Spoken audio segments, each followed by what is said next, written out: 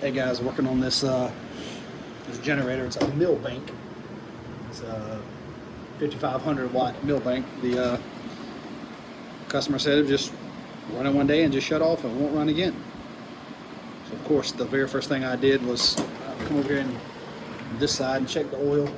What I did, a lot of oil and fuel started pouring out, so I could tell. I knew that at some point the float had got stuck in the carburetor and caused it to flood because it flooded into the oil. So I pumped all of that out with a pump, put fresh oil in it, pulled the carburetor off, and then I wanted to take the carburetor, or take the hose from the tank and turn it on here at the petcock and let it drain so I could look at the quality of the fuel, how dark it is, how it smelled, if there's any trash in, all the things. And I noticed that when I cut the petcock on to get fuel out, none would come out. So I thought maybe that the screen maybe was stopped up. So I looked at that, and I mean, it's a little bit dirty, but it shouldn't be nothing to hold the fuel from coming out. So ended up pulling the petcock off, as you see here, and the petcock is broke.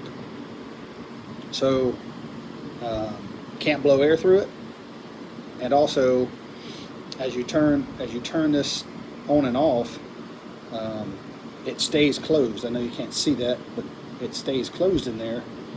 So had I went off the original problem of what I thought the issue was, that the float was stuck and the carburetor had problems and it had flooded into the engine oil, etc. When in reality, it did do that with whatever fuel was left in the system. However, the reason why it would not run, and actually when I drained the oil, put fresh oil in, it cranked up and ran for just a second and shut down about 3 times. And I realized it was burning off what little bit of oil was left in the bowl, etc. But the petcock's bad. So had I went off of what I originally thought, that it was flooding, then I'd have been chasing it down and never. But I wanted to check the fuel, check the flow of the petcock, and thank goodness I did, because I'd have chased my tail around trying to figure it out. So always check your fuel flow, check your filters. That's the other thing I wanted to check. That's why I pulled this apart, check my filter. And then the filter in the tank that goes on the end here was broke and collapsed in, and so just words of wise, make sure you check that filter. Make sure you check your petcock, because this one's broke and this machine's not old at all. So just word of the wise, maybe it can save you some heartache and pain as you work on these small engines.